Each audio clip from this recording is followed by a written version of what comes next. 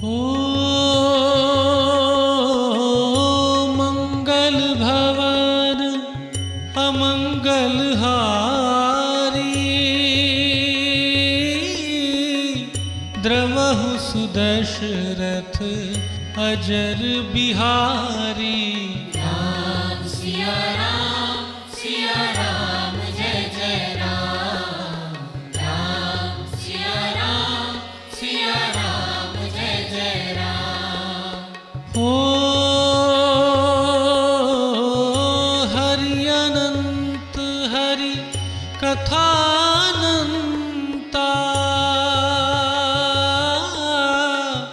कहहि सुनहि बहु विधि सब संता। राम सिया राम जय जय राम। राम सिया राम जय जय राम।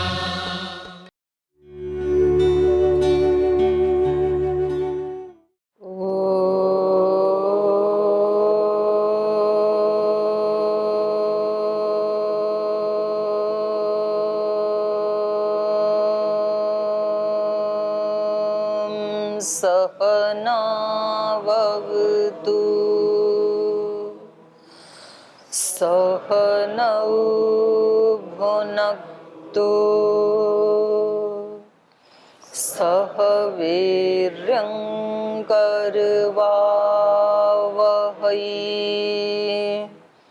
तेजस्विनावधीतमस्तु मा विद्विषावहै। ॐ व्रतानां व्रतपति व्रतं चरिष्यामि तच्छकीयं तन्मे राध्यताम्। इदमहमनृतात् सत्यमुपैमि। ॐ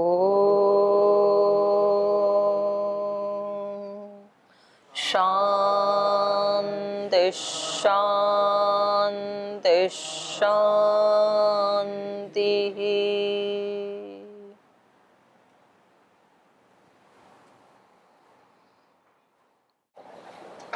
वाल्मीकि रामायण में अयोध्या कांड का आज 41वां सर्ग पढ़ेंगे हम।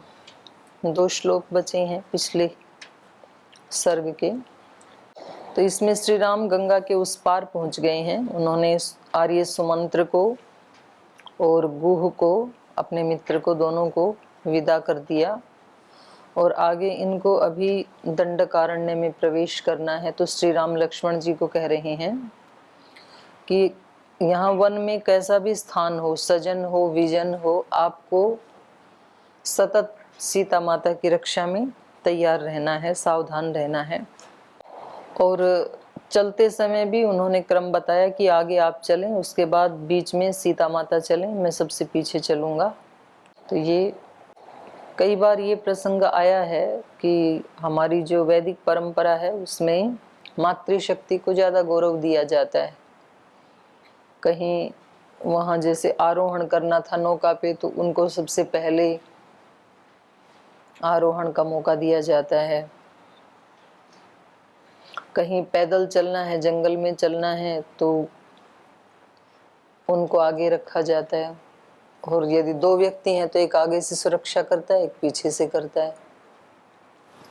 तो ये गौरव देने की हमारी वैदिक परंपरा है। तो इसमें आपको पीछे से कुछ पूछना है तो पूछ सकते हैं। कोई प्रश्न है किसी का? ओम दीदी जी प्रणाम। ओम भाई। मेरा योग दर्शन से संबंधित क्वेश्चन था कि जैसे योग दर्शन में यम नियमों का वर्णन है, तो यमों के लिए उन्होंने महाभारत दे सभी जाति देश काल परिस्थिति के आधार पे यमों का पालन अनिवार्य बताया जी। नियमों के विषय में भी कुछ ऐसा नहीं बताया, तो नियम देश काल परिस्थिति से वो बाधित हो सकते हैं क्या?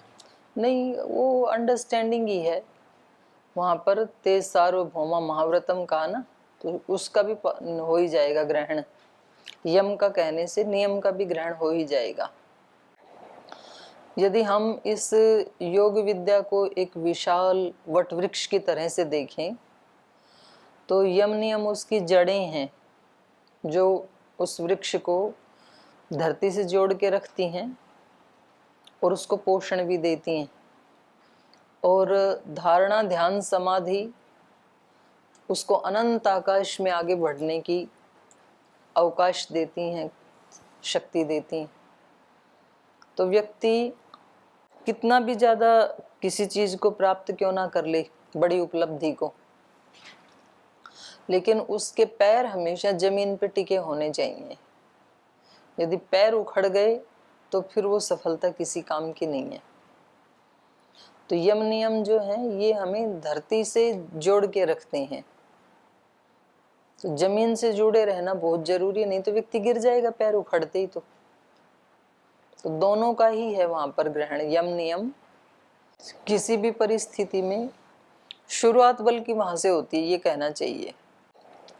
हम अपने जीवन में देख सकते हैं कि दिन में कितनी बार अगर व्यक्ति सचमुच ही साधना करना चाहता है कोई, तो वो अपने दिन भर के कार्यों में काउंटिंग करेगा कि कितनी बार मेरे मन में किसी दूसरे के लिए कोई अच्छा, जिसको हम अच्छा पवित्र विचार नहीं कह सकते हैं, कोई हल्का विचार आया। बुरे विचार तो बहुत दूर है, वो तो और ज्यादा बुरा है, पर किसी के बारे में हल्का विचार भी आया, मान लो उपेक्षा का विचार भी आया, या कोई छिद्रान्वेषण का भाव आया कि ये ऐसे हैं,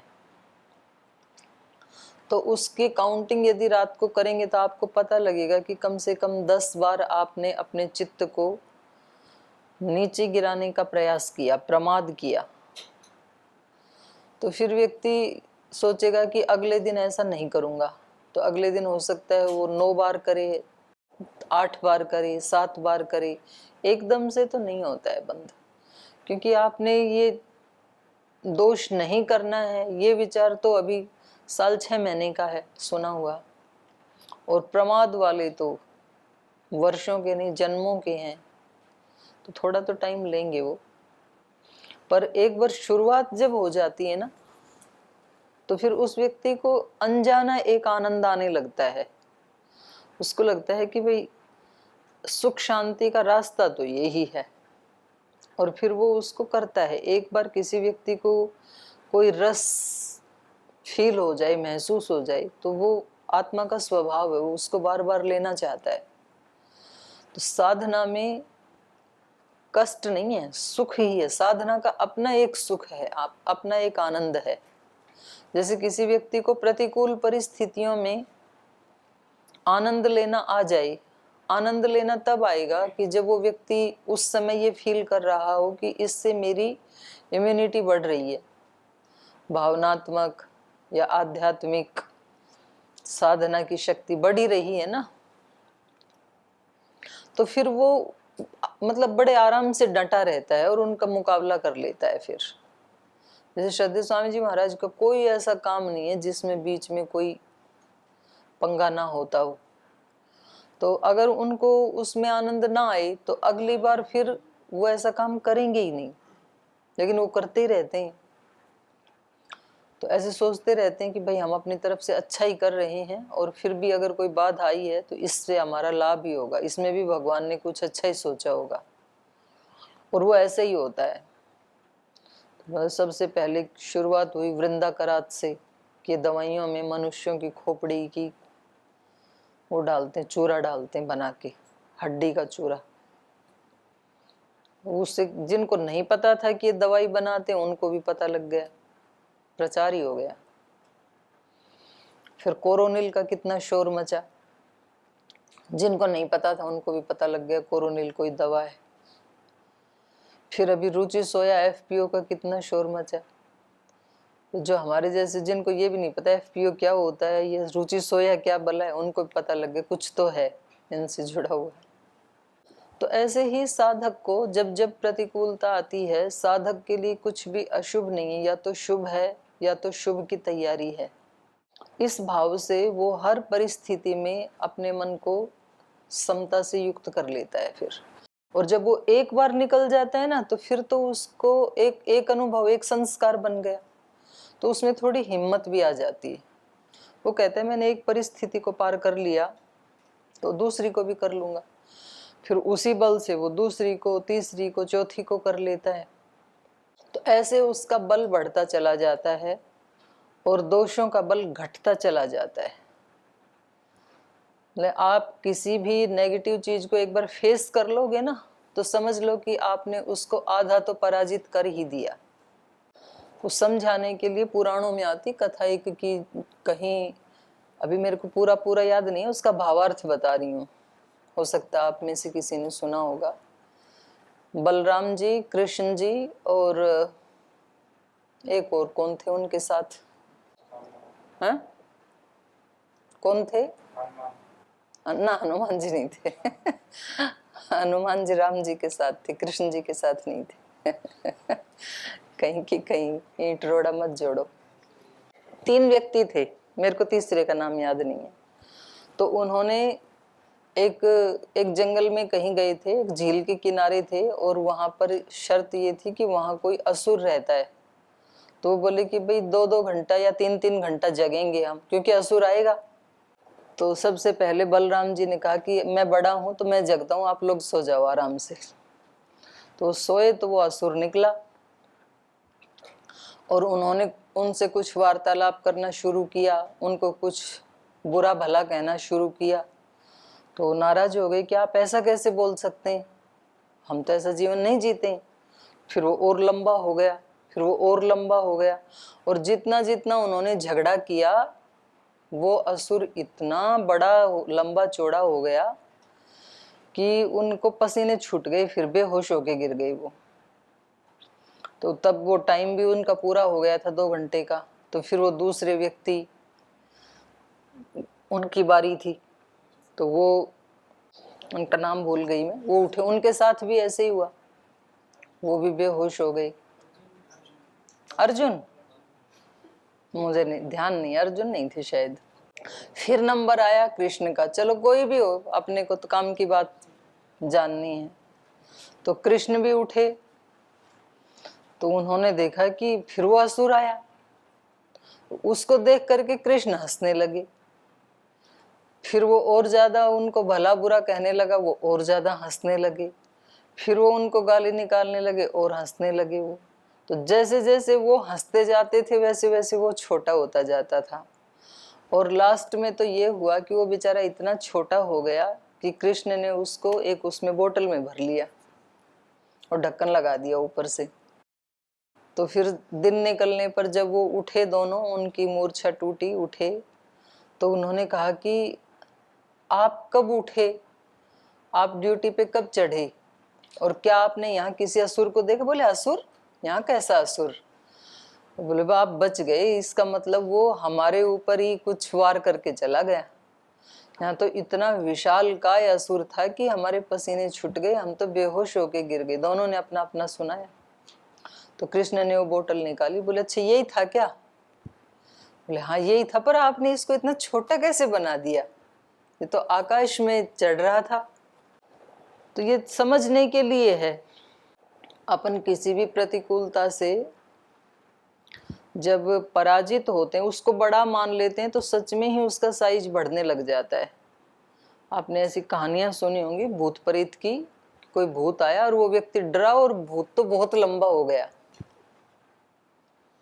और जो उनसे नहीं डरते हैं तो वो उनको अपने वश में रखते हैं, उनसे काम भी करवा लेते हैं।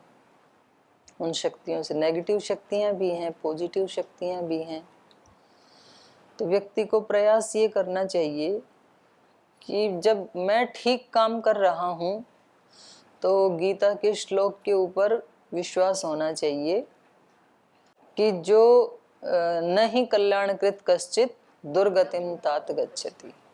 जो कल्याण के काम करता है ना, उसकी दुर्गति नहीं होगी। बाधाएं आएंगी, चली जाएंगी। जैसे आंधी तूफान तो देखो सृष्टि में आते ही रहते हैं, वो उसका नियम है। लेकिन जिन वृक्षों की जड़ें बहुत गहरी होती हैं जमीन में, उनका वो तूफान कुछ नहीं बिगाड़ते हैं, उनके ऊपर से मंडराते हुए पार हो जाते हैं। उनको हिला जरूर देते हैं थोड़ा, वो फिर खड़े हो जाते हैं। लेकिन जिनकी जड़ें कमजोर होती हैं उनको उखाड़ जाते हैं फिर वो, तो फिर वो मर ही जाते हैं जड़ उखड़ने के बाद। तो कुछ पौधे ऐसे होते हैं ना जिनकी जड़ें बिल्कुल खोखली होती हैं, ऊपर ही रखी रहती हैं, तो तूफान फिर उनको उखाड़ ही जाते हैं। कुछ ऐसी टहनियां होती हैं जो कमजोर हैं, उनको तोड़ जाते हैं।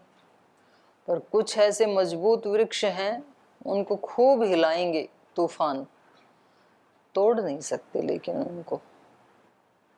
तो ऐसा ही हम भी प्रकृति का ही एक, हमारा जो शरीर है, अस्तित्व है, स्थूल अस्तित्व, तो उसमें जितना आत्मा का बल बढ़ता जाएगा, साधना का बल बढ़ता जाएगा, तो उतने तूफान तो थोड़ी बढ़ जाएंगे, ज्यादा आएंगे, क्योंकि परीक्षा होती रहेगी ना।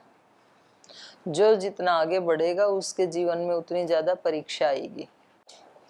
जिसको गाड़ी चलानी है तो एक्सीडेंट होंगे, एक्सीडेंट से बच के गाड़ी नहीं चलानी है तो उसको कभी भी गाड़ी को ड्राइव करना नहीं आएगा। जो बैठा ही आराम से अपने आसन पे है उसका कहाँ एक्सीडेंट होगा बताओ?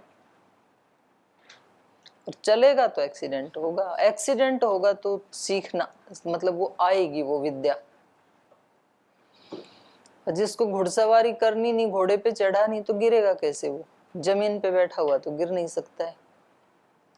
तो जो साधना करेगा ही नहीं तो उसको साधना में आने वाले जो बाधक द्रव्य हैं उनका एहसास ही नहीं होगा। जो चला नहीं तो उसको परिचय कैसे होगा बाधाओं से बताओ? और चलेगा तो पहले छोटी छोटी बाधाएं आएंगी आपकी परीक्षा लेने, ज्यादा आगे बढ़ेंगे तो और ज्यादा बड़ी बाधाएं आएंगी, लेकिन वो बाधाएं ही व्यक्ति को आगे बढ़ाती हैं। बाधाएं नहीं आए तो शायद वो प्रमाद में आगे ना बढ़े। तो ये बाधाएं ही हैं जो हमें आगे बढ़ाती हैं। श्रद्धेय स्वामी जी महाराज कल ही बता रहे थे, बोले ये जो कार्य है हमें तो लगता था कि शायद 6-8 महीने में होगा, पर अब लगता है कि शायद 1 ही महीने में पूरा करवा देंगे लोग। तो कई बार वो कहानी सुनाते हैं ना, वो घर से 8 दिन का खाना लेके चला था, किसी को गंगा स्नान करना था, दिल्ली से चला था, और वो नहा नो के वापस पहुंच गया तीसरे दिन ही। तो पत्नी ने कहा 8 दिन के लड्डू बना के दिए थे, तीसरे दिन आ गए। तो बोले क्या करूं, जिधर जिधर गया, जिस जिस शहर में, जैसे ही दिल्ली से निकला तो मेरठ से लेकर मुजफ्फरनगर, रुड़की, हरिद्वार, हर चौराहे के ऊपर वो मिल जाते थे भौंकने वाले। तो उन्होंने इतना दौड़ा दिया कि 8 दिन की यात्रा 3 ही दिन में खत्म हो गई। तो जो बाधक तत्व हैं वो भी हमारी यात्रा को आगे बढ़ाते हैं। इसलिए कबीरदास जी कहते थे, निंदक नियरे राखिए। जो अपने निंदा करने वाले हैं आसपास होने चाहिए वो, क्योंकि सभी प्रशंसा करेंगे तो फिर दोष कौन बताएगा? अपने आप को पता नहीं चलता। बोल नीड़े भी ना रखो तो नियरे मतलब नजदीक, आंगन कुटी चीज, अपने आंगन में बसा लो उनको। तो बिन बसाए यहाँ तो बसे हुए हैं कोई ना कोई तो किसी न किसी को आगे बढ़ाने में लगा ही है, कोई प्रशंसा करके, कोई निंदा करके। तो कुछ ऐसे होते हैं जो ना निंदा की, प्रशंसा की परवाह किए बिना निंदा करने वालों से नाराज नहीं होते हैं, प्रशंसा करने वालों से राग नहीं करते हैं। दोनों ही खतरनाक हैं। जो हमारा बहुत प्रिय आचरण करते हैं वहां भी खतरा है, वो बांध लेंगे अपने राग में, आसक्ति में, मोह में। और जो बहुत हमारे को छिद्रान्वेषण ही करते रहते हैं, कुछ ना कुछ निकता चीनी निकालते ही रहते हैं, वहां भी खतरा है, क्योंकि वो उत्साह तोड़ते हैं। अभी इतना सा तो उत्साह का अंकुर ही फूटा था, चलने लगे थे तो उसी को रौंद देता है व्यक्ति। करते हैं भले के लिए और सुनने को मिलता है बुरा, तो वो भी खतरा है। तो इसलिए भगवान की शरणागति एक रक्षक है। और जो आपने यम नियमों का पूछा तो वो हमारे रक्षक हैं, व्यवहार में वो हमारी रक्षा करते हैं। यम नियम अहिंसा, सत्यस्ते, ब्रह्मचर्य, परिग्रह, शौच, संतोष, तप, स्वाध्याय, ईश्वर प्रणिधान। तो तप और ईश्वर प्रणिधान की तो कदम कदम पे जरूरत पड़ती है। जो भी प्रतिकूलता आएगी तो तप करना ही पड़ेगा ना, और तप करने की शक्ति ईश्वर से लेनी है। तो ईश्वर प्रणिधान बहुत जरूरी है। 10 के 10 में से एक को भी पकड़ लिया तो बाकी के 9 आ ही जाएंगे अपने आप साथ। किसी भी एक को पकड़ लो, अहिंसा को, सत्य को, अस्तेय को, ब्रह्मचर्य को, अपरिग्रह को, किसी भी एक को पकड़ लो। शौच को, शुचिता को, संतोष को, तप को, स्वाध्याय को, ईश्वर प्रणिधान को, 10 में से एक को पकड़ लो अच्छे से। उसका एक बार भी खंडन नहीं होना चाहिए। भीष्म पिता मैंने एक चीज को पकड़ा, ब्रह्मचर्य को। हनुमान जी ने एक चीज को पकड़ा, ब्रह्मचर्य को। महात्मा गांधी ने 2 चीज को पकड़ा, अहिंसा और सत्य को। और ठीक है, कहीं तो त्रुटियां भी होंगी व्यक्ति से, पर जितनी भी उन्होंने यात्रा तय की तो उसमें आश्रय उसका लिया ना। राजा हरिश्चंद्र ने एक चीज को पकड़ा, सत्य को। श्री राम ने एक चीज को पकड़ा, मर्यादा को। तो ऐसे एक को भी कोई पकड़ लेता है। मीराबाई ने एक चीज को पकड़ा, ईश्वर प्रणिधान को। मेरे तो गिरिधर गोपाल, दूसरों ना कोई। एक ईश्वर प्रणिधान को पकड़ लिया।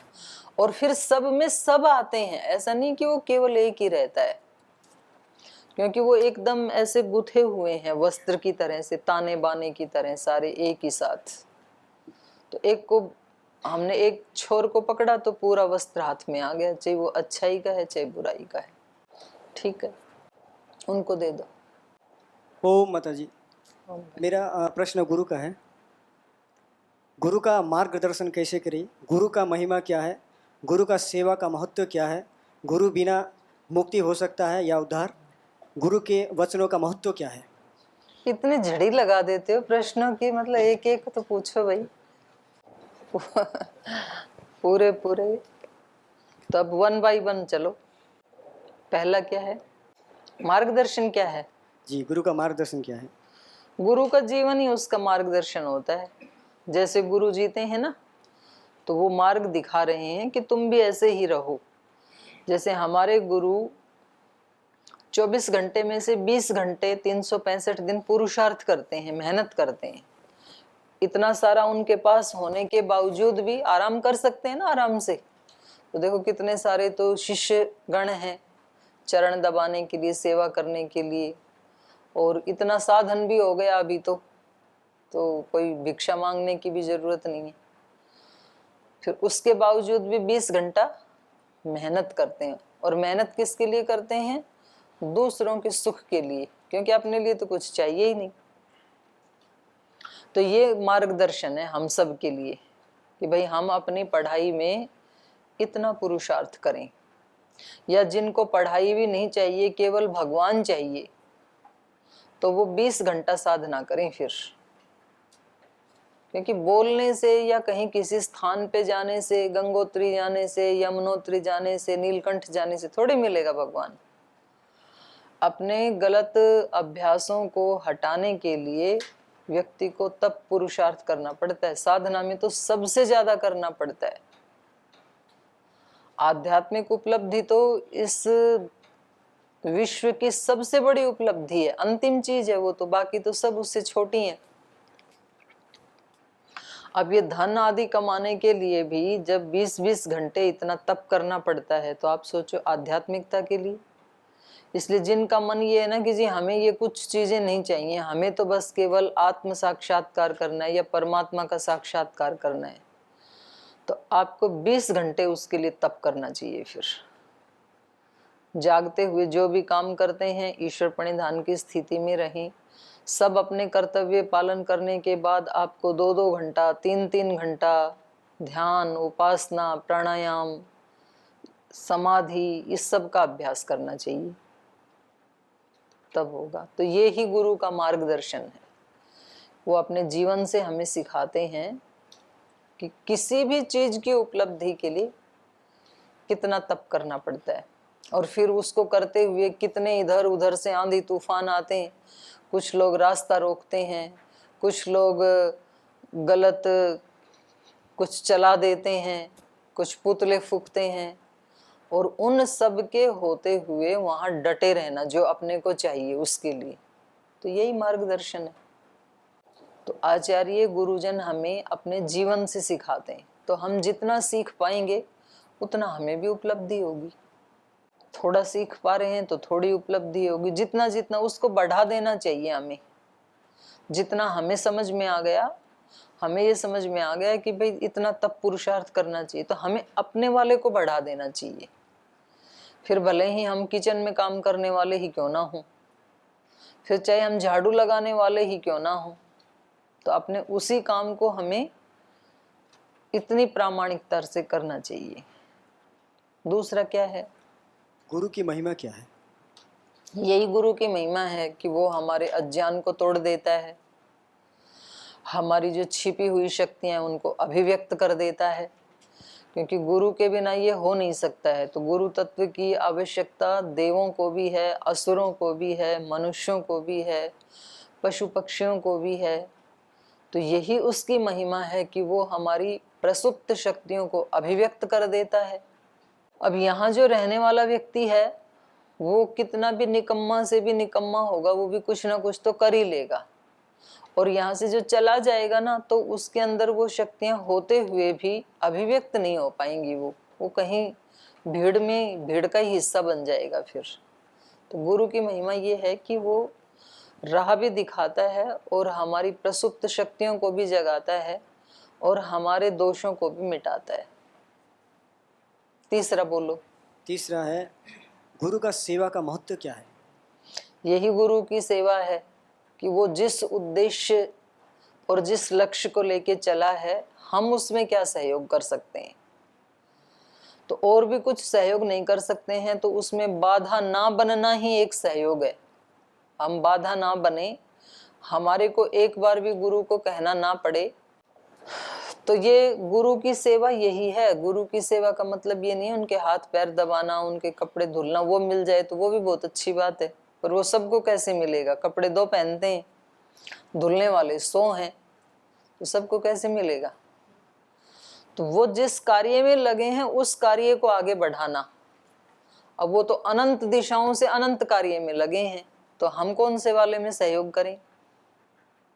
हमारी जो पात्रता है, हमारी पात्रता है कि हम शिक्षा के क्षेत्र में इतनी तपस्या करें, क्योंकि उनको ऐसे प्रामाणिक आचार्यों की जरूरत है जो जाकर के देश में एक एक जिले में, एक एक राज्य में आचार्य कुलम को संभाल ले, या फिर अभी शिक्षा बोर्ड का कार्य है तो एक एक स्कूल में भी एक एक व्यक्ति चाहिए। फिर जितने वेलनेस सेंटर अभी खुल रहे हैं उनमें एक प्रामाणिक आचार्य चाहिए सारे स्टाफ को संभालने के लिए। तो ऐसे बहुत सारे प्रज्ञावान ब्रह्मचारियों की, सन्यासियों की, साधकों की, योगियों की जरूरत है स्वामी जी को। जैसे महाराज जी ने एक योग ग्राम को संभाला तो कितने लोगों को सुख मिल रहा है। ऐसे उनका प्रतिरूप होकर के आप लोग पूरे देश में इतने स्थानों के ऊपर संभाल लें तो कितने लोगों को सुख मिलेगा। पर उसके लिए पहले अपने आप को वैसा बनाना जैसा गुरु बनाना चाहते हैं। तो विद्या के क्षेत्र में भी सारे जो अवरुद्ध छिद्र हैं वो खुल जाएं। सब प्रकार से किस व्यक्ति के साथ किस परिस्थिति में कैसी बात करनी है, कैसे अपने आप को अविचलित रखना है, कैसे अपने आप को उन दिव्यताओं से युक्त बनाना है, तो ये सब गुरु की सेवा में आते हैं। हम यदि अपनी पढ़ाई ठीक से करते हैं, हम अपनी सेवा ठीक से करते हैं, अपने गुरुकुल को अच्छा रखते हैं, गुरुकुल में रहने वाले सब भाई या बहनें अपने जीवनों को दिव्यता से भरते हैं, साधना करते हैं, लड़ाई झगड़ा बखेड़ा नहीं करते हैं, आलस से प्रमाद निद्रा नहीं करते हैं, यम नियमों का एक सुंदर दिव्य वायुमंडल बना के रखते हैं, तो ये गुरु की बहुत बड़ी सेवा है। गुरु को परेशान ना करना, उनकी लक्ष्य में सहायता दें तो ये बहुत ही अच्छी बात है, उनकी लक्ष्य में सहायता ना दें तो कम से कम बाधक ना बने। एक तो महाराज जी जैसे व्यक्ति हैं जो लाखों लोगों के दुख हरते हैं, और एक तो हमारे जैसे लोग हैं कि हम अपने ही दुख को नहीं हर सकते, अपने ही दुखों से दुखी रहते हैं ना। तो इतनी तो हमारी नैतिक जिम्मेदारी भी बनती है कि हम कम से कम अपने दुखों को तो मिटा लें, अपनी समस्याओं का तो समाधान ढूंढ लें। ये तो हमारी नैतिक जिम्मेदारी बनती है, ये भी गुरु की सेवा। अगला बोलो। अगला है गुरु बिना क्या मुक्ति हो सकता है या उद्धार? गुरु एक रोड दिखाने वाले का, पथ प्रदर्शक का काम करता है, चलना खुद ही होता है मुक्त होने के लिए। तो इस प्रश्न का उत्तर जो है वो 2 भागों में बांटा जाएगा। ये भी नहीं कह सकते कि गुरु की कोई आवश्यकता नहीं है मुक्ति के लिए, ये भी नहीं कह सकते हैं। और गुरु ही मुक्त कर देंगे, आपको कुछ नहीं करना है, ये भी नहीं कहा जा सकता है। तो गुरु अपने जीवन से, अपने शब्दों से, वाणी से, व्यवहार से हमें बता सकते हैं, और चलना हमें खुद होता है। तो उस दृष्टि से, पथ दिखाने की दृष्टि से गुरु परम आवश्यक है, क्योंकि उसके बिना कोई आंख की पट्टी, उसमें आता है ना उपनिषदों में कि कोई गांधार देश का कोई व्यक्ति और कुछ लोग उसकी आंखों पे पट्टी बांध के उसको गहन जंगल में छोड़ आई, और वो चिल्लाता है, अरे कोई मेरी पट्टी खोल दो, मुझे बता दो गांधार किधर है। अब वहां कोई नहीं है, और फिर पता नहीं कहीं से कोई ग्वाला या कोई भी व्यक्ति आता है, वो उसकी पट्टियां खोल देता है और उसको बताता है। वो कहता है मैं तो जानता नहीं इधर रास्ते, गांधार कौन सी दिशा में? तो बोले गांधार तो इधर है। तो ये व्यक्ति उसका गुरु बन गया। अब वो अपने आप चला जाएगा उस रास्ते पे, टटोलते टटोलते गांधार पहुंच ही जाएगा। तो ये गुरु का काम होता है। गुरु 2 काम करता है, आंखों की पट्टी खोलता है और एक रास्ता दिखाता है, तो तभी व्यक्ति मुक्त हो पाएगा। ठीक है।